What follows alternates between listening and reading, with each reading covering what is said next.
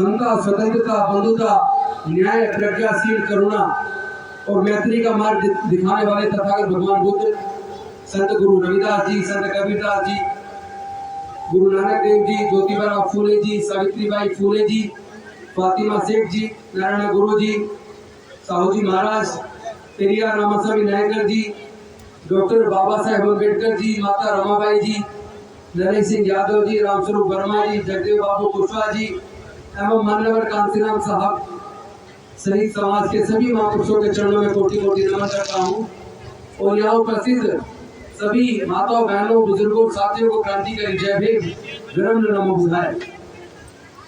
सबसे पहले तो मैं आप सबको डॉक्टर बाबा साहेब अम्बेडकर जी की 133वीं जयंती पर शुभकामनाएं देता हूँ।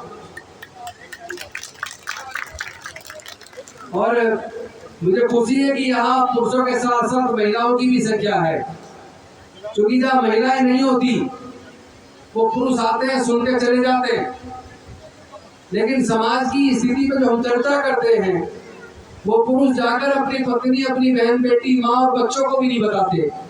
इसी वजह से हमारे महापुरुषों की कुर्बानी बेकार जा रही है। ये मिशन मूवमेंट जो बढ़ना चाहिए था, ये बढ़ने की बजाय रुक गया है।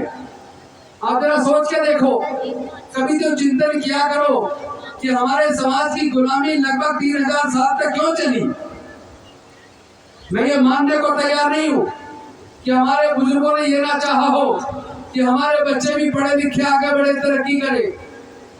मैं ये मानने को तैयार नहीं हूँ कि हमारे बुजुर्गों ने ये ना चाहा हो कि हमारे लोग भी व्यापारी बने, हमारे लोग भी संपत्ति का मालिक बने, हमारे लोग भी जज बने, इंजीनियर बने, कलेक्टर बने, साइंटिस्ट बने, प्रोफेसर बने। लेकिन दिक्कत यह है, उस वक्त जब तक बाबा साहेब का संविधान लागू नहीं हुआ था तब तक देश मनुस्मृति से चलता था, और मनुस्मृति ने देश के दलितों, पिछड़ों, आदिवासियों, गरीबों, वंचित समाज के लोगों के पढ़ने लिखने पर धार्मिक बंदिश लगा रखी थी। हमारे लोगों के न केवल पढ़ने पर बंदिश थी, बल्कि व्यापार करने पर, संपत्ति रखने पर भी बंदिश थी। इसी वजह से विद्या के अभाव में, इसके ऊपर ज्योतिबा फूले जी ने कहा है, ज्ञान बिना मति गई, मति बिना नीति गई, नीति बिना गति गई, गति बिना धन गया, और धन के अभाव में हमारे लोग गरीब हो गए और सालों साल तक, हजारों साल तक गुलाम हो गए। और ये जो हमारे समाज का नुकसान हुआ, ये अविद्या की वजह से हुआ। क्योंकि अगर किसी को अगर ज्ञान से वंचित कर दिया जाए, पढ़ने लिखने से वंचित कर दिया जाए, तो उस इंसान में और जानवर में कोई बहुत ज्यादा फर्क नहीं है। पढ़ने लिखने से ज्ञान आता है, ज्ञान से दिमाग खुलता है, अच्छे बुरे में अंतर करना आता है। इसी वजह से डॉक्टर बाबा साहेब अम्बेडकर जी ने जो जीवन भर जुल्म झेला, जो जाति झेली, और उसके बाद विदेश से पढ़ने के बाद जब वो वापस आए और उस अनुबंध के माध्यम से जो कॉन्ट्रैक्ट हुआ था सियाजीराव गायकवाड़ ने, जो उनके पढ़ने के लिए छात्रवृत्ति दी थी, तो जब कोलंबिया यूनिवर्सिटी से पढ़ के आए तो उन शर्तों के हिसाब से उनको सियाजीराव गायकवाड़ के यहाँ नौकरी करनी थी, तो वो वहां गए बड़ौदा के अंदर, और वो सैनिक सचिव के तौर पर उन्होंने नौकरी शुरू की। तो आपको जान के तो ताजुब होगा, किसी ने उनको रहने के लिए किराए पे मकान नहीं दिया, पाने के लिए उनका घर अलग होता था, चपरासी भी दूर से फाइन फेंकता था। बड़े मुश्किल से एक धर्मशाला, पारसी धर्मशाला के अंदर, वहाँ के मैनेजर ने डबल पैसा लेकर और उनके बारे में झूठ लिखकर, पारसी लिखकर, उनको किराए पे रहने के लिए मकान दिया। लेकिन जब वहाँ लोगों को पता चला कि डॉक्टर अम्बेडकर एक अछूत जाति से है, तो वहाँ उनके लोग इकट्ठे हो गए और उनका सामान निकाल कर बाहर फेंक दिया, उनको जान से मारने की धमकी दी और उनको कहा कि यहाँ से तुरंत चले जाओ। डॉक्टर बाबा साहेब अम्बेडकर अपना सामान लेकर वहाँ से चल दिए, लेकिन तब तक उनकी ट्रेन निकल गई, उनको बॉम्बे वापस अपने घर जाना था। तो ट्रेन अगली टाइम आने में समय था। उस दिन का जो दिन था वो 23 सितंबर 1917 की बात है। तो वहीं पे सियाजीराव गायकवाड़ ने एक बड़ा सा बगीचा बनाया था जिसका नाम है कमाटी बाग। वो कम से कम 100 एकड़ जमीन में है। डॉक्टर बाबा साहेब अम्बेडकर उस बाग में गए, एक पेड़ के नीचे बैठे और ये सोचते हुए रोने लगे कि विदेश से पढ़कर आने के बाद भी मेरे पढ़ने लिखने की इस देश में कोई वैल्यू नहीं है। अगर मेरी कोई इज्जत नहीं तो जो मेरा समाज है, जो हजारों साल से जुल्म जाति झेल रहा है, वो तो इसी तरह गुलामियों की बरकरार रहेगी। अब मैं अपना पूरा जीवन अपने समाज को आजाद कराने में लगाऊंगा। वहीं से 23 सितंबर 1917 से उन्होंने समाज के आजादी के संघर्ष की शुरुआत की। उसी 23 सितंबर को तभी से हम लोग भारत के अंदर संघर्ष दिवस के रूप में 23 सितंबर से उस दिन को मनाते आ रहे हैं। और मैं आपको बताना चाहता हूँ, जब डॉक्टर बाबा साहेब अम्बेडकर को मौका मिला भारत का संविधान लिखने का, तो आपको पता है उन्होंने हमारे लोगों को संविधान की दृष्टि में सबको बराबर कर दिया। सबके पढ़ने लिखने के रास्ते खोल दिए, सबके नौकरी के रास्ते खोल दिए, सबको ग्राम प्रधान बनने का, एमएलए बनने का, एमपी बनने का, मंत्री बनने का, मुख्यमंत्री बनने का, राष्ट्रपति बनने का भी रास्ता उन्होंने खोल दिया। लेकिन हुआ क्या? हुआ ये, उन लोगों का तकलीफ हो गई। जो लोग जिनके सामने हमारे लोग हजारों साल तक कभी खाट पर नहीं बैठ सकते थे, जिनके सामने घर के सामने से अपनी चप्पल पहन के नहीं निकल सकते थे, उन लोगों के मन में तकलीफ हो गई कि आज पढ़ लिख कर रिजर्वेशन की वजह से ये दलित समाज के लोग, वंचित वर्ग के लोग या छूत और शूद्र आज हमारे सर पर अफसर बन के बैठ गए हैं। ये डॉक्टर बन गए हैं, इंजीनियर बन गए हैं, जज बन गए हैं, कलेक्टर बन गए हैं, साइंटिस्ट बन गए हैं, प्रोफेसर बन गए हैं, एमएलए बन गए हैं, ग्राम प्रधान बन गए हैं, मंत्री बन गए हैं, सांसद बन गए हैं, यहाँ तक कि राष्ट्रपति बन गए हैं। उनको तकलीफ हो गई, उनको दर्द हो गया, उनको लगा अगर इस तरह ये शूद्रों के बच्चे और अछूतों के बच्चे पढ़ लिख कर अफसर बनेंगे तो हमारी फैक्ट्रियों में काम करने के लिए सस्ते मजदूर कहाँ से आएंगे। हमारे जो बड़े जमींदार थे उन्होंने सोचा हमारे खेत में सस्ते मजदूर होते थे, फ्री में काम करते थे, केवल बचा हुआ उन्हें खाना मिलता था, तब भी वो जी तोड़ 14 घंटे काम करते थे। अगर इसी तरह ये अछूत समाज के लोग, शूद्र लोग पढ़ लिख कर आगे बढ़ेंगे तो हमारे खेतों में सस्ते मजदूर कहाँ से आएंगे। यहीं से तकलीफ शुरू हो गई और यहीं से उन्होंने एक बहुत बड़ा षड्यंत्र कर दिया। वो षड्यंत्र आप लोग समझ नहीं रहे, इतना बड़ा षड्यंत्र है। अगर आपको समझ आ जाए तो मैं समझता हूँ आप बलिदान करने को तैयार हो जाओगे, आप लोग क्रांति कर दोगे, आप लोग आंदोलन कर दोगे। क्योंकि डॉक्टर बाबा साहेब अम्बेडकर के आंखों में आंसू क्यों थे? 18 मार्च 1956 को जब वो आगरा के अंदर गए थे, वहां उन्होंने कहा था कि मैंने सोचा था कि जब मैं अकेला अपने चंद साथियों के साथ अपने लोगों के हजारों साल की गुलामी तोड़ने के लिए, डॉक्टर बाबा साहेब अम्बेडकर ने सोचा कि मैंने इस गुलामी को तोड़ने के लिए बड़ा कष्ट झेला, बड़ा उत्पीड़न झेला, बड़ा संघर्ष किया। अपने 5 में से 4 बच्चे, छोटे छोटे बच्चे गोदी में खेलते थे। 4 बच्चे बीमारी के कारण, कुपोषण के कारण, इलाज न मिलने के कारण डॉक्टर बाबा साहेब अम्बेडकर जी के 5 में से 4 बच्चे गुजर गए। और केवल 4 बच्चे नहीं, जवानी में 35-36 साल की उम्र में डॉक्टर बाबा साहेब अम्बेडकर की पत्नी माता रमाबाई गुजर गई। तो आपको कभी ये समझ आएगा कि नहीं आएगा कि ये जो हमारे हजारों साल की गुलामी डॉक्टर बाबा साहेब अम्बेडकर ने तोड़ी है, ये ऐसे ही नहीं टूट गई है, इसके लिए बहुत बड़ी कुर्बानी दी है।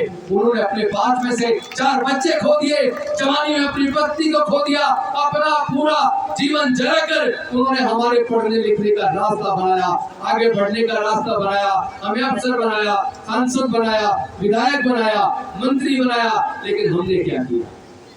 तो वही 18 मार्च 1956 को आगरा के अंदर डॉक्टर बाबा साहेब अम्बेडकर ने कहा था, अगर मैं अकेला हजारों साल की गुलामी को तोड़कर अपने लोगों को आजाद करा सकता हूँ, तो जिस दिन मेरे समाज के हजारों लोग इंजीनियर बनेंगे, डॉक्टर बनेंगे, वकील बनेंगे, जज बनेंगे, कलेक्टर बनेंगे, प्रोफेसर बनेंगे, साइंटिस्ट बनेंगे, और ये सारे लोग मिलकर जब समाज के इस आंदोलन को लेकर आगे जाएंगे तो गुलामी हमेशा के लिए खत्म हो जाएगी। मेरे समाज के लोगों पे होने वाला उत्पीड़न हमेशा के लिए खत्म हो जाएगा। लेकिन मेरी ये बात गलत साबित हुई, मुझे मेरे पढ़े लिखे लोगों ने धोखा दिया। ये बात 18 मार्च 1956 को आगरा के अंदर डॉक्टर बाबा साहेब अम्बेडकर ने बड़े दुखी मन के साथ कहा था कि मुझे मेरे पढ़े लिखे लोगों ने धोखा दिया। तो साथियों, उसके बाद हुआ क्या? उसके बाबा साहब के जाने के बाद क्या हुआ? जैसे जैसे हमारा समाज आगे बढ़ा, समाज तो आगे बढ़ा, लेकिन हर व्यक्ति जो आगे बढ़ा अपने परिवार तक सीमित हो गया, वो अपने बीवी बच्चे तक सीमित हो गया। और केवल सीमित नहीं हुआ, उसने शराब पीना शुरू कर दिया, नशा करना शुरू कर दिया, व्यभिचार करना शुरू कर दिया, और वो अपने समाज के दुख दर्द को छोड़कर दूसरे चीजों में व्यस्त हो गया। इसकी वजह से धीरे धीरे हमारा समाज जो आगे बढ़ा था वो धीरे धीरे पीछे जाने लगा। और उसमें कहते हैं गिरते हुए 4 लाख और मार दी जाती है। वो हमारे समाज के साथ हुआ। जो हमारे लोग जीतकर सांसद बने, विधायक बने, मंत्री बने, वो लोग गूंगे बहरे बनकर बैठ गए। उन्होंने संसद के अंदर, विधानसभाओं के अंदर समाज के हक अधिकार की लड़ाई को लड़ना उचित नहीं समझा, समाज के दुख दर्द को उठाना उचित नहीं समझा, बल्कि वो लोग अपने अपने परिवारों तक मस्त हो गए।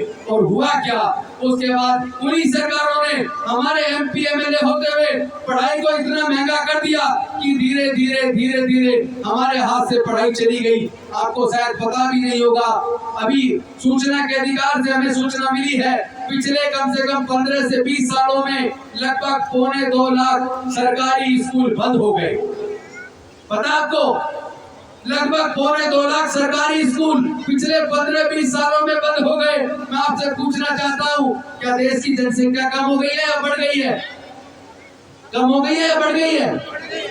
बढ़ गई है तो स्कूल और खुलने चाहिए थे, लेकिन खुलने की बजाय सरकारी स्कूल तो बंद हो रहे हैं और लगातार प्राइवेट स्कूल खुलते जा रहे हैं।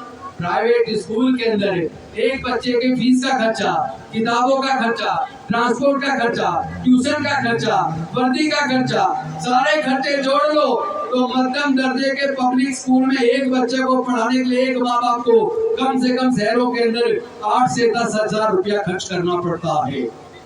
हर परिवार में कम से कम 2 बच्चे हैं तो 2 बच्चों को पढ़ाने के लिए ही हर माँ बाप को कम से कम 15 से 20 हजार रुपया खर्च करना पड़ता है। लेकिन हमारे अनुसूचित जाति जनजाति के 99% लोग ऐसे हैं पूरे देश के अंदर जिनके पूरे परिवार की इनकम एक महीने की 3,000 रुपए से लेके 20,000 रुपए के बीच है। 20,000 रुपए के बीच। तो जिस परिवार की इनकम 10,000, 5,000, 15,000 या 20,000 है, क्या वो अपने 2 बच्चों को पढ़ाने के लिए प्राइवेट स्कूलों में 15-20 हजार रुपया खर्च कर सकता है? क्या नहीं कर सकता ना। तो वो बच्चा कहाँ पढ़ेगा? उसका बच्चा सरकारी स्कूल में पढ़ेगा। और सरकारी स्कूलों में वो नॉन डिटेंशन पॉलिसी लेकर आए थे कि किसी भी बच्चे को फेल मत करो, 1ली से 8वीं तक ऐसे ही पास कर दो। अब बच्चा 1ली से 8वीं तक ऐसे ही पास हो जाता है। हिंदी में बीमारी की छुट्टी की एप्लीकेशन लिखना भी नहीं जानता, 8वीं तक पास हो गया। अब 9वीं में उसे पेपर देना है, सीखा कुछ है नहीं, 9वीं में फेल हो जाता है और कानून बना दिया जो 9वीं में फेल हो गए उसे स्कूल से निकाल दो। तो 1ली से 8वीं तक तो तुमने ऐसे ही पास कर दिया, मुझे कुछ सिखाया नहीं, और 9वीं में उसके बाद वो फेल हो जाता है, स्कूल से निकल जाता है। और उसके बाद भी अगर कोई बच्चा मेहनत मशक्कत करके किसी तरीके से पढ़ के आगे निकलता है, 12वीं में पहुंच जाता है, तब माँ बाप सोचते हैं बच्चे को इंजीनियर बनाना है, बच्चे को डॉक्टर बनाना है, बच्चे को वकील बनाना है, बच्चे को प्रोफेशनल कोर्स कराना है, बच्चे को मैनेजमेंट में भेजना है। तो पहले तो आजकल एंट्रेंस एग्जाम के लिए 2 से 4 लाख रुपया कोचिंग पे खर्च करना पड़ता है। तो पहले तो 2-4 लाख रुपया इकट्ठा खर्च करो उसकी कोचिंग कराने के लिए, और कोचिंग करके अगर आपका बच्चा बहुत काबिल है और वो पास कर लेता है एंट्रेंस एग्जाम, अब उसको इंजीनियरिंग का एडमिशन ऑफर होता है, उसको लॉ का एडमिशन ऑफर होता है, उसको मैनेजमेंट का एडमिशन ऑफर होता है, उसको मेडिकल में एडमिशन ऑफर होता है डॉक्टर बनने के लिए। लेकिन आप जान के ताजुब हो गए, जैसे द्वारका के अंदर नेशनल लॉ यूनिवर्सिटी है, 5 साल का लॉ का कोर्स है, BLLB 5 साल का, 1 साल की फीस 2.5 लाख रुपए से ज्यादा है सरकारी कॉलेज में। उसके बाद हॉस्टल का खर्चा, किताबों का खर्चा, खाने का खर्चा, ट्रांसपोर्ट का खर्चा, कम से कम 1 साल में उसको चाहिए 3.5 लाख रुपया।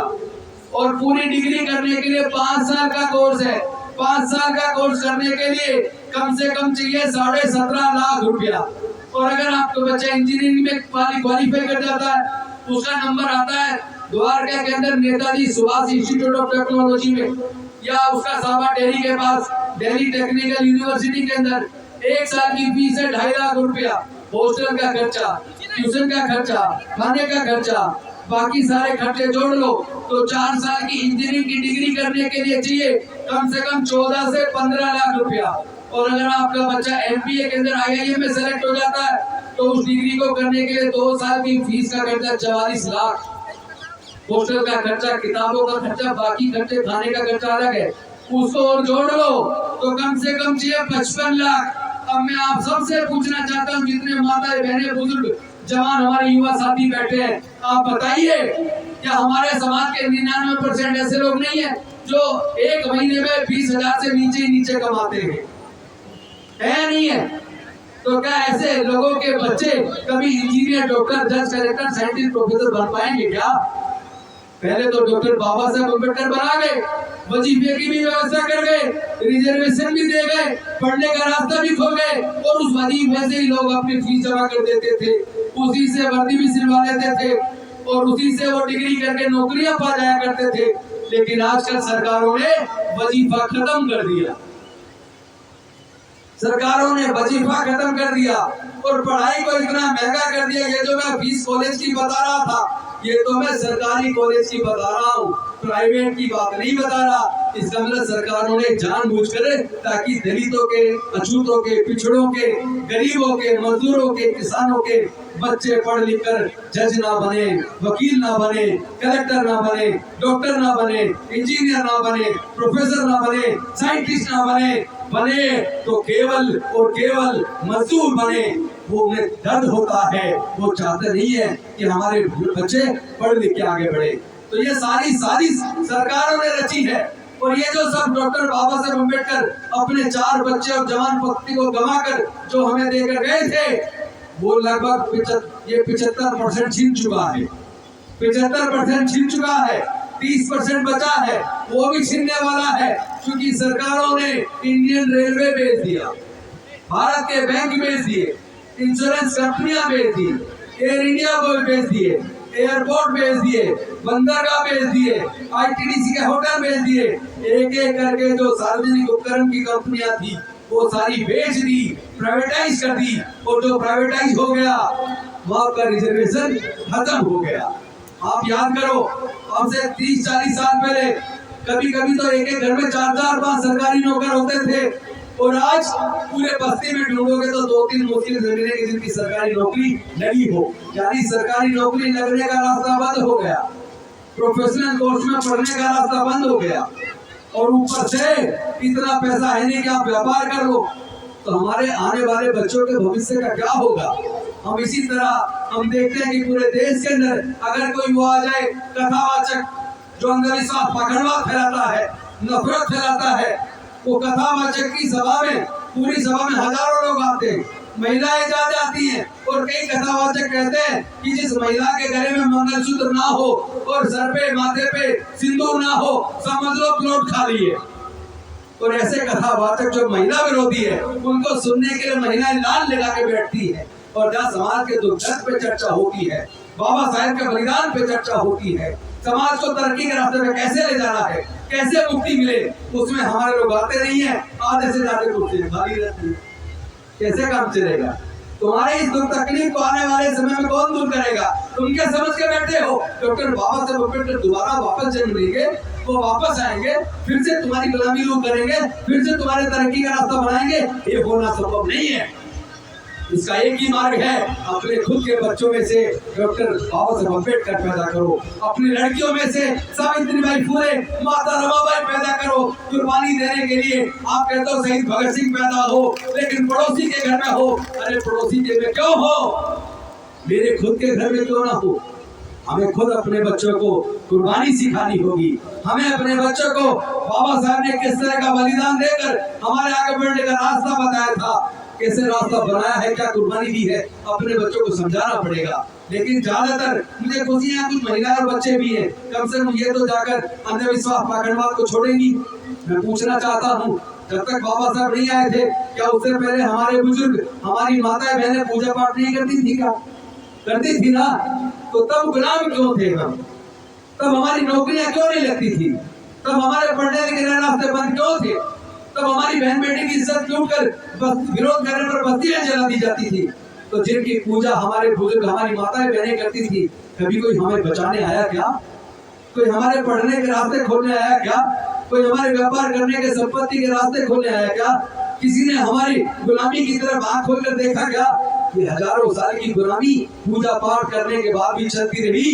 भला हुआ डॉक्टर बाबा साहेब अम्बेडकर, वो आए और अपनी पत्नी अपने बच्चों को गंवाकर हमारे हजारों साल की गुलामी तोड़कर, और उन्होंने हमारे जीवन में न केवल प्रकाश पैदा किया बल्कि हमारे आगे बढ़ने के रास्ते बनाए। आज फिर से कुर्बानी की जरूरत है, एकजुट होने की जरूरत है। इसमें अगर कोई बाधा है तो बाधा ये है कि हम सब लोग जातियों में बटे हैं। जहाँ भी जाते हैं हर जगह उत्पीड़न की घटना आती है। जो लोग नौकरी में, उसके ऊपर भी उत्पीड़न होता है। जो लोग गांव दूर दराज में रहते हैं उनका भी उत्पीड़न हो रहा है। मैं पूछता हूँ उत्पीड़न क्यों हो रहा है? कहते हैं जाति की वजह से। ये करसन जी एडवोकेट साहब बैठे हैं, ये भी जातिगत उत्पीड़न के केस वहाँ पंजाब हरियाणा हाई कोर्ट में भी लड़ते हैं, यहाँ हरियाणा में भी लड़ते हैं। ये भी इस बात को जानते होंगे किस वजह से उत्पीड़न होता है, जाति की वजह से होता है। और हमारे लोग कहते हैं हमें अपनी जाति पे गर्व होना चाहिए। कोई कहता दी ग्रेट चमार, कोई कहता दी ग्रेट खटी।